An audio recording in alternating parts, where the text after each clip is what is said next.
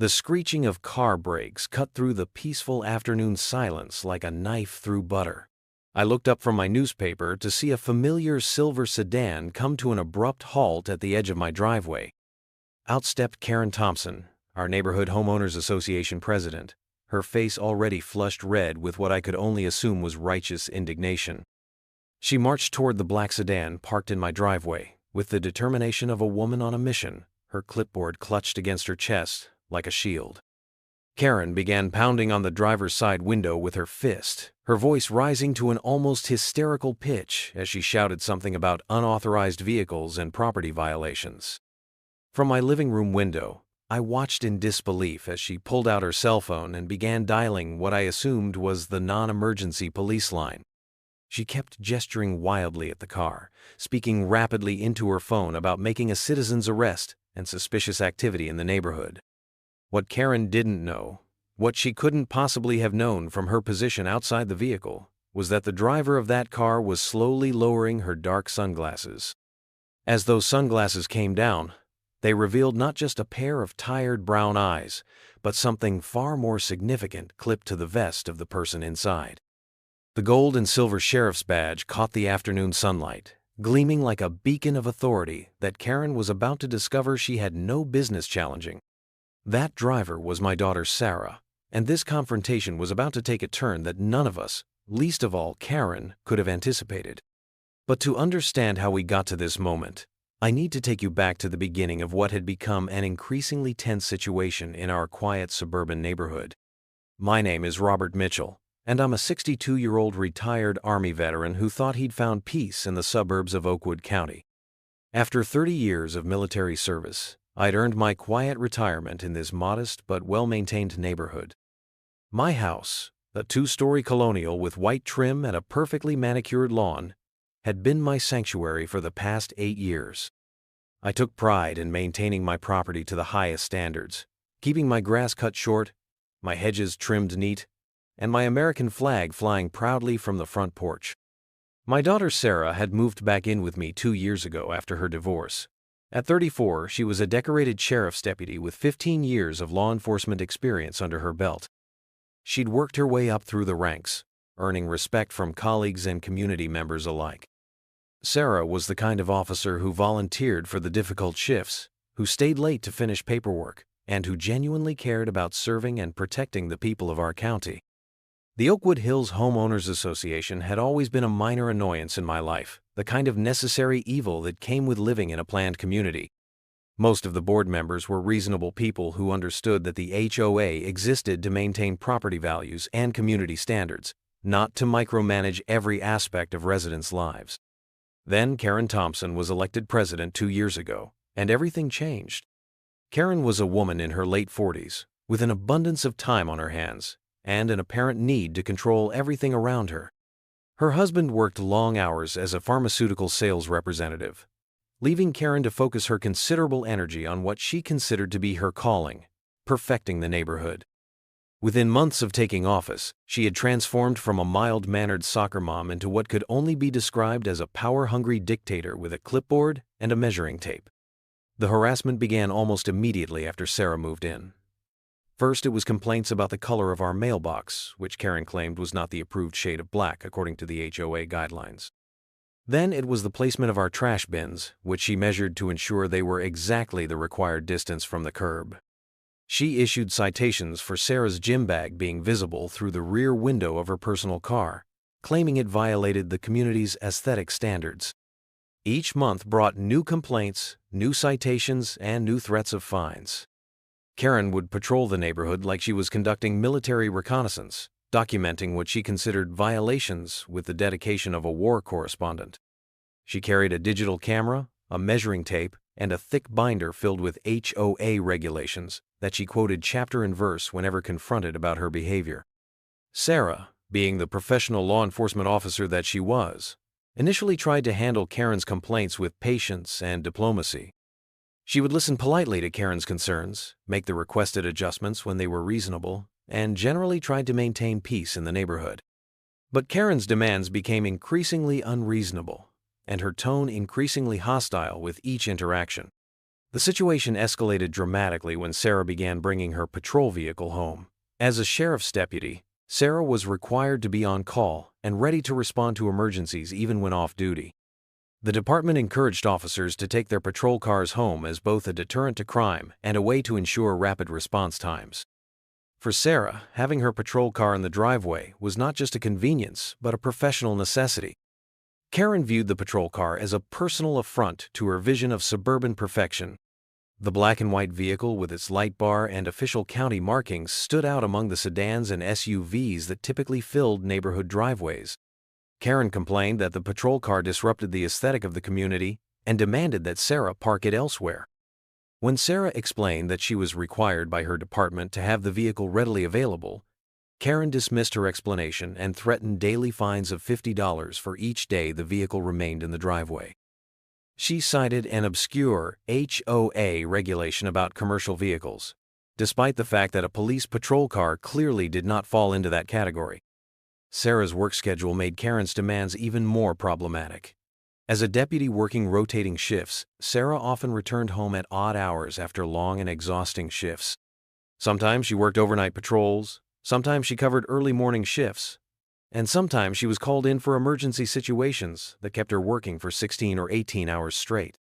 After particularly grueling shifts, Sarah would sometimes need a few minutes to decompress before going inside. She would sit in her patrol car in our driveway, finishing paperwork, returning phone calls, or simply taking a moment to transition from the high-stress environment of law enforcement to the peace of home. These brief moments of rest in her own driveway would prove to be the catalyst for Karen's most outrageous behavior yet. Karen began what could only be described as surveillance of our property. She would position herself at her front window with binoculars, watching for any opportunity to catch Sarah in what she considered a violation. She documented the time Sarah arrived home, how long she stayed in her car, and what she was doing during those moments. Karen kept detailed logs of these observations, as if she were conducting an official investigation. The notes Karen left on Sarah's windshield became increasingly hostile and threatening. What started as polite reminders about HOA regulations evolved into accusations of loitering, trespassing, and disturbing the peace. Karen seemed to believe that she had some kind of legal authority to enforce her interpretation of community rules, regardless of how unreasonable or legally questionable those interpretations might be. Other neighbors began to notice Karen's obsessive behavior and expressed their concern to both Sarah and me. The Johnsons, who lived across the street, mentioned that Karen had questioned them about Sarah's work schedule and whether they had noticed any suspicious activity around our house. The elderly couple next door, the Martinez, reported that Karen had asked them to keep an eye on our property and report any violations they observed. The breaking point came on a Tuesday morning in late October. Sarah had worked an overnight shift responding to a domestic violence call that had turned into a hostage situation. She'd been awake for nearly 20 hours, dealing with one of the most stressful and emotionally draining situations that law enforcement officers face. The situation had been resolved peacefully, but it had taken its toll on everyone involved. Sarah arrived home around 7 in the morning, exhausted and emotionally drained from the night's events. Instead of going directly inside, she decided to sit in her patrol car for a few minutes to call her supervisor and complete some required paperwork. The morning was cool and quiet, and Sarah found the solitude of her car comforting after the chaos of the previous evening. Karen, apparently, had been watching and waiting for just such an opportunity. She had been conducting her morning surveillance from her kitchen window when she spotted Sarah's patrol car in our driveway. Seeing Sarah sitting motionless in the driver's seat, Karen decided that this was her moment to take decisive action against what she perceived as ongoing violations of community standards. Armed with her clipboard, her cell phone, and an inflated sense of authority, Karen marched across the street toward our driveway. She approached Sarah's patrol car with the aggressive confidence of someone who believed she held all the cards in this confrontation.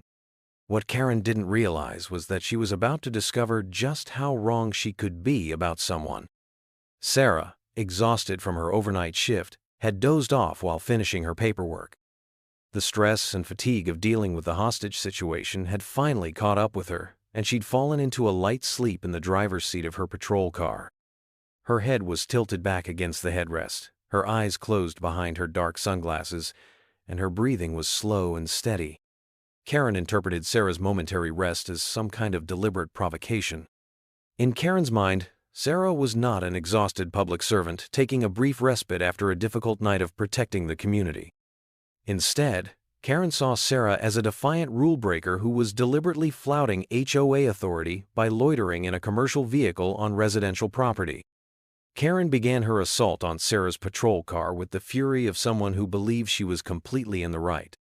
She pounded on the driver's side window with her closed fist, creating a loud banging sound that could be heard throughout the neighborhood.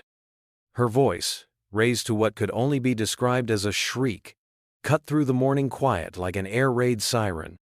She accused Sarah of trespassing on private property, despite the fact that Sarah was parked in her own driveway at her own home.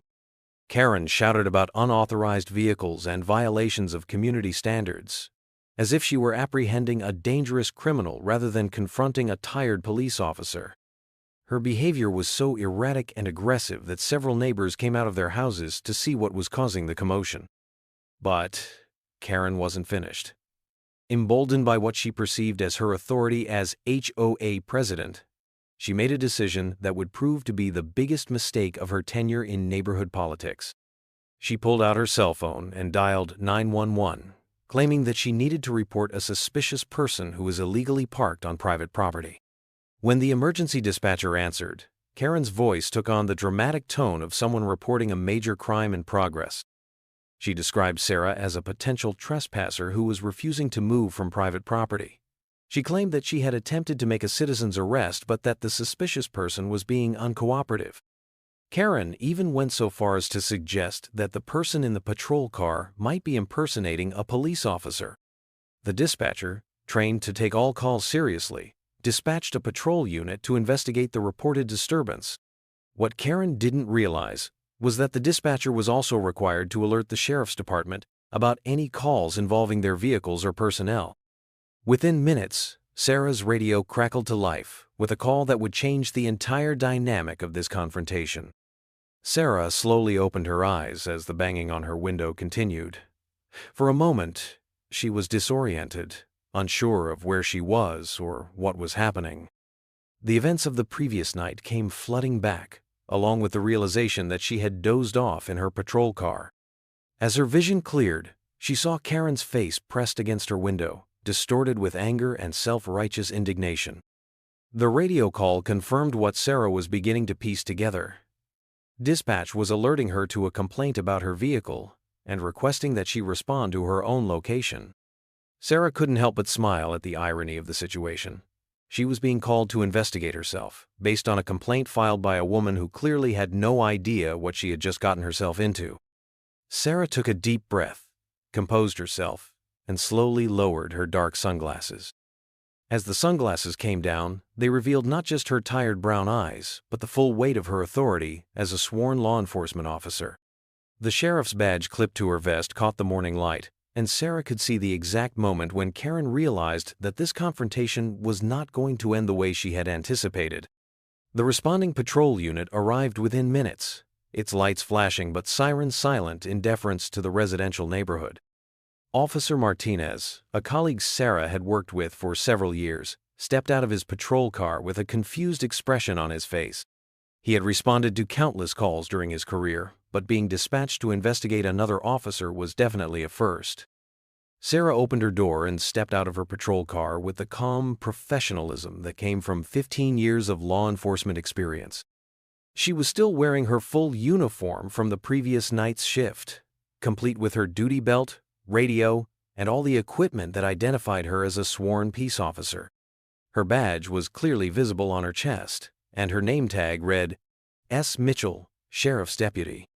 Officer Martinez immediately recognized Sarah and approached her with a mixture of confusion and curiosity.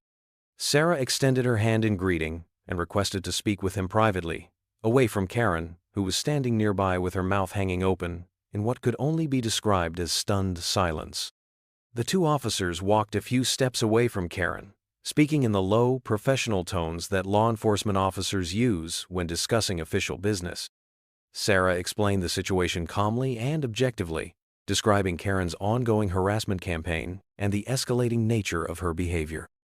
She provided dates and details of previous incidents, demonstrating the pattern of abuse that had been building over several months. Officer Martinez listened carefully, taking notes and asking clarifying questions. As a fellow law enforcement officer, he understood the challenges that came with working in a community where you also lived.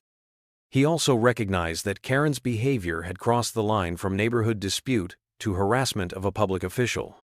Karen, meanwhile, stood frozen in place as the reality of her situation began to sink in. The person she had been harassing, threatening, and attempting to have arrested was not just a resident of the neighborhood. Sarah was a sworn law enforcement officer with full legal authority and the backing of the county sheriff's department. Every threat Karen had made, every accusation she had leveled, and every attempt at intimidation had been directed at someone who actually understood the law far better than Karen ever could. The conversation between the two officers concluded with Officer Martinez shaking his head in disbelief at Karen's behavior. He approached Karen with the professional demeanor that all good officers maintain, even when dealing with situations that test their patience. He explained to Karen that filing false police reports was a serious offense and that her accusations against Deputy Mitchell were without merit. Karen attempted to defend her actions, insisting that she had authority as HOA president to enforce community standards. Officer Martinez patiently explained that HOA authority was limited to civil matters and that threatening to arrest anyone, especially a law enforcement officer, was completely outside the scope of any power she might have. He suggested that Karen consider this a learning experience and advised her to consult with an attorney if she had questions about the limits of HOA authority. Sarah, having listened to this exchange, made a decision that would have far-reaching consequences for Karen's reign as neighborhood dictator. She informed Officer Martinez that she would be filing formal complaints against Karen for harassment, filing false police reports, and interfering with a peace officer. These were not empty threats or HOA violations, but actual criminal charges that would be processed through the county court system. The formal complaint process began immediately.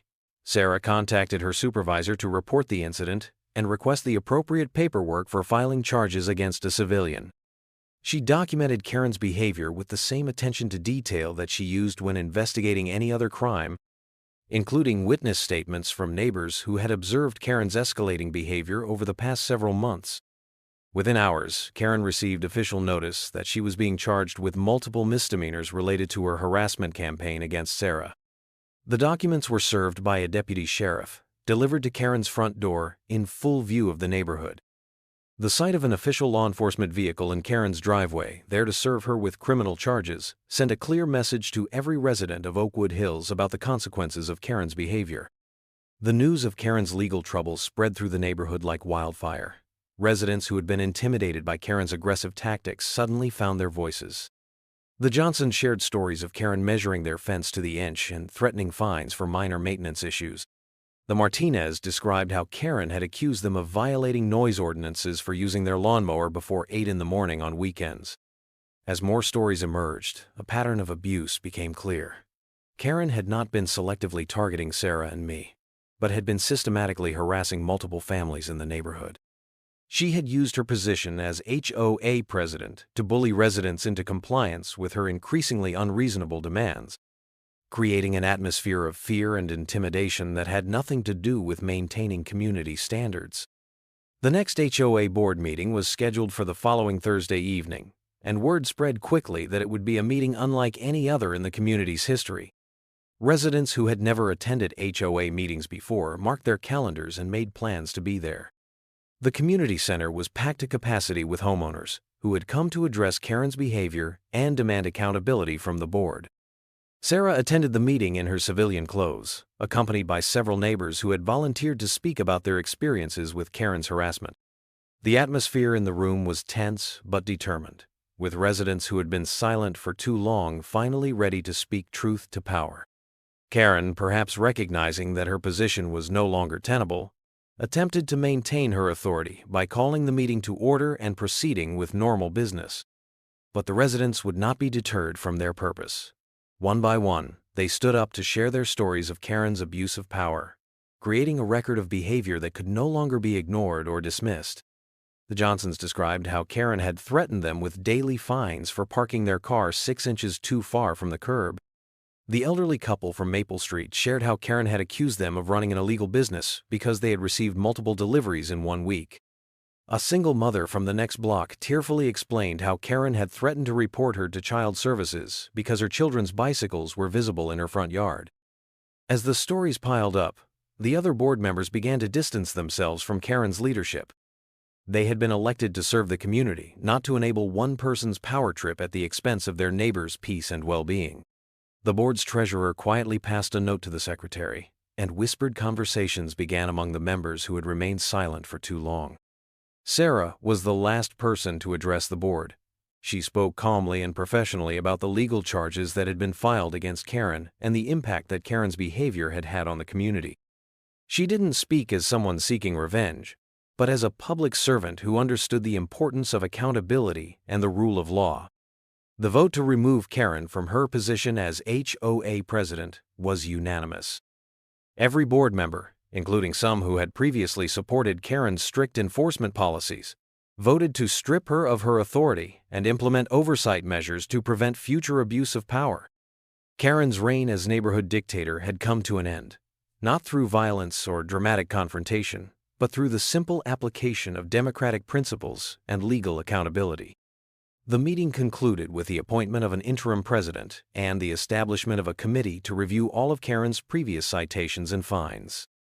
Many of the penalties she had imposed were found to be without merit and were reversed, providing relief to residents who had been living under the threat of Karen's arbitrary enforcement. 3 weeks after the confrontation in our driveway, Sarah made a decision that would serve as a permanent reminder of the lessons learned from Karen's downfall. She installed a custom sign next to our driveway that read, "Reserved for Sheriff," in bold, official-looking letters. The sign was perfectly legal, professionally made, and completely within all HOA guidelines. Karen, now just another resident with no special authority or power, walked past our house every morning on her way to check the mail. She no longer carried her clipboard or her measuring tape. There were no more threatening notes left on windshields, no more aggressive confrontations over minor infractions, and no more attempts to intimidate neighbors into submission. The patrol car sat in our driveway undisturbed, a symbol of service and protection rather than a target for harassment. Sarah could finally rest peacefully after her shifts, knowing that she could decompress in her own driveway without fear of confrontation or false accusations. The neighborhood had learned an important lesson about the difference between legitimate authority and abuse of power. But the story of Karen's confrontation with Sarah was far from over. The legal proceedings that followed would reveal just how deep Karen's delusions of power had run and how seriously the county took harassment of its law enforcement officers. Sarah's formal complaint triggered an investigation by the Sheriff's Department's Internal Affairs Division. Detective Williams, a 20-year veteran who specialized in investigating misconduct cases, was assigned to document the full scope of Karen's harassment campaign. What he discovered during his investigation painted a picture of systematic abuse that went far beyond what any of us had realized. Detective Williams interviewed every resident in our neighborhood, uncovering a pattern of behavior that bordered on obsessive. Karen had kept detailed files on every household, complete with photographs of alleged violations, timestamps of activities she deemed suspicious, and elaborate charts tracking what she called compliance scores for each family. Her home office looked like the headquarters of a surveillance operation rather than the workspace of a community volunteer. The detective's report revealed that Karen had been conducting what could only be described as illegal surveillance of her neighbors. She had installed a high-powered camera in her upstairs window that was aimed directly at our driveway and several other properties. The camera was equipped with zoom capabilities and motion detection software that automatically recorded whenever anyone arrived or departed from the home she was monitoring. Karen had also been keeping logs of residents' daily routines, including work schedules, family activities, and personal habits. She knew when the Johnsons' teenage daughter came home from school, when the elderly Martinez took their evening walks, and when the single mother on Maple Street typically put her children to bed. This level of surveillance went far beyond any legitimate HOA oversight and crossed into stalking behavior. The investigation also uncovered Karen's correspondence with various county agencies, where she had been filing complaints about residents for everything from noise violations to zoning infractions. Most of these complaints were without merit. but they had consumed hundreds of hours of county resources as officials were required to investigate each allegation. Karen had essentially weaponized local government against her own neighbors. Perhaps most disturbing was Karen's attempt to have Sarah investigated by the Sheriff's Department's Professional Standards Unit. Karen had filed a formal complaint, alleging that Sarah was using her patrol car for personal business and violating department policies by bringing her work vehicle home. She had included photographs and detailed observations in her complaint, clearly not understanding that taking patrol cars home was standard practice and actually encouraged by the department. The professional standards investigation had been quietly conducted without Sarah's knowledge, as was protocol for all complaints against officers. The investigating sergeant had quickly determined that Karen's allegations were baseless, but the mere fact that Sarah had been subjected to an internal investigation based on Karen's harassment added another layer of severity to the charges against Karen. Detective Williams' report also revealed that Karen had been in contact with a private investigator, apparently seeking to gather more information about Sarah's background and work history. The investigator, a licensed professional who understood the legal boundaries of his work, had refused Karen's request and advised her that attempting to investigate a law enforcement officer without cause could constitute stalking under state law. When Karen's case finally went to court, the prosecution presented a comprehensive picture of her behavior that shocked even those of us who had been living with her harassment for months. The prosecutor, Assistant District Attorney Jennifer Hayes, had handled many stalking and harassment cases, but she later told us that Karen's case was unique in its systematic nature and the target she had chosen. The courtroom was packed with residents from our neighborhood who had come to support Sarah and to witness Karen finally being held accountable for her actions. Karen arrived with an attorney, a nervous-looking man who had clearly been retained at the last minute and seemed unprepared for the scope of the evidence against his client. Karen's attorney attempted to argue that his client had been acting within her authority as HOA president and that her actions were motivated by a genuine desire to maintain community standards. This defense crumbled quickly when the prosecutor presented Karen's surveillance equipment, her detailed stalking logs, and recordings of her increasingly unhinged phone calls to various county agencies. The testimony of neighbors painted a picture of a community living in fear of one person's arbitrary enforcement of rules that often existed only in Karen's imagination. The Johnsons testified about how their teenage daughter had become afraid to invite friends over because Karen would photograph and document every visitor. The elderly Martinez described how they had stopped taking their evening walks because Karen would time them and accuse them of loitering if they paused to talk with other neighbors. Sarah's testimony was particularly powerful, speaking in the calm, professional tone she used when testifying in other criminal cases. She described the escalating pattern of harassment and the impact it had had not just on her, but on her ability to serve the community effectively. She explained how Karen's behavior had created a hostile work environment that extended into her home life, affecting her sleep and her mental health. The judge, the Honorable Patricia Rodriguez, had presided over many harassment cases during her 15 years on the bench, but she made it clear that Karen's case stood out for its systematic nature and the targets she had chosen. Judge Rodriguez noted that harassment of law enforcement officers was particularly serious because it could interfere with their ability to protect and serve the community. When Karen finally took the stand in her own defense, her testimony revealed the depth of her delusions about her authority and her complete lack of understanding about the legal boundaries of HOA power. She insisted that she had been protecting the community from what she called the erosion of standards and values. She seemed genuinely surprised that her actions were being treated as criminal rather than civic-minded. Karen's cross-examination was devastating. Assistant District Attorney Hayes methodically walked Karen through each aspect of her surveillance operation, forcing her to admit that she had no legal authority to monitor her neighbor's activities or to investigate a law enforcement officer. Karen's attempts to justify her behavior only served to highlight how far she had strayed from any reasonable interpretation of her HOA duties. The jury deliberated for less than 2 hours before returning guilty verdicts on all charges. Karen was convicted of stalking, harassment, filing false police reports, and interfering with a peace officer. The judge sentenced her to 6 months in county jail, followed by 2 years of probation with specific conditions that prohibited her from holding any position of authority in any homeowners association.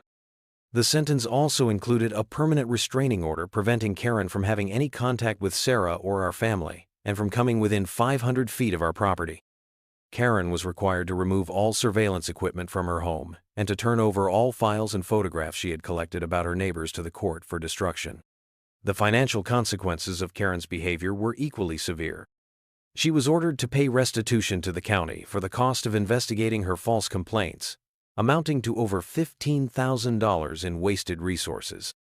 She also faced civil lawsuits from several neighbors who sought damages for the emotional distress caused by her surveillance and harassment. Karen's husband, who had apparently been unaware of the full extent of his wife's activities, filed for divorce shortly after her conviction. Neighbors later told us that he had been horrified to discover the surveillance equipment in their home and the detailed files his wife had been keeping on their neighbors. He moved out of the neighborhood within a month of Karen's sentencing, leaving their house empty and eventually for sale. The new HOA board, elected in a special election held after Karen's removal, implemented sweeping reforms to prevent future abuse of power. They established clear guidelines for HOA authority, created an appeals process for residents who felt they had been unfairly cited, and implemented term limits for all board positions. The new president, Mrs. Chen, was a retired school principal who understood the difference between leadership and dictatorship. The transformation of our neighborhood was remarkable. Children began playing in their front yards again, without fear of being photographed and documented. Neighbors started talking to each other over fences instead of worrying about being reported for noise violations. The atmosphere of fear and suspicion that Karen had created was gradually replaced by the sense of community that had originally drawn many of us to the neighborhood. Sarah's reputation within the sheriff's department was enhanced rather than damaged by the incident. Her professional handling of Karen's harassment and her decision to pursue legal remedies rather than abuse her authority as a law enforcement officer earned her recognition from her supervisors and colleagues. She was promoted to senior deputy within 6 months of Karen's conviction, and her experience became a case study used in training other officers about dealing with harassment in their personal lives. The patrol car continued to sit in our driveway, no longer a source of controversy but a welcome symbol of safety and security for our neighbors. Children in the neighborhood would wave at Sarah when she arrived home from her shifts, and parents would stop to thank her for her service to the community. The vehicle that Karen had seen as a blight on the neighborhood had become a source of pride and comfort for everyone who lived there. The reserved for sheriff sign became something of a neighborhood landmark, frequently photographed by visitors who had heard the story of Karen's downfall. It served as a permanent reminder that authority comes with responsibility, and that abuse of power will ultimately be met with accountability under the law. Karen served 4 months of her 6-month sentence before being released on good behavior. She never returned to our neighborhood, and we heard through mutual acquaintances that she had moved to another state to live with relatives. Her former house eventually sold to a young family with small children who quickly became valued members of our community. The empty house that had once been the headquarters of Karen's surveillance operation was transformed into a home filled with laughter and normal family activities. The new owners were amazed when neighbors shared stories about the previous resident, finding it hard to believe that anyone could have turned HOA leadership into such a destructive force. Years later, when people ask me about the incident with Karen, I tell them that it was a lesson about the importance of standing up to bullies, regardless of what authority they claim to possess. Karen had counted on her neighbors' reluctance to confront her, their desire to avoid conflict, and their assumption that someone in an official position must know what they were doing. But Sarah's badge represented something more powerful than Karen's clipboard: the rule of law, the protection of citizens' rights, and the principle that no one is above accountability.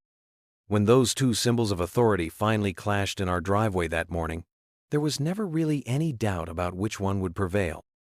The sheriff's badge had triumphed over the clipboard, and our quiet suburban neighborhood was peaceful once again, this time with the knowledge that peace protected by law is stronger than peace maintained through fear.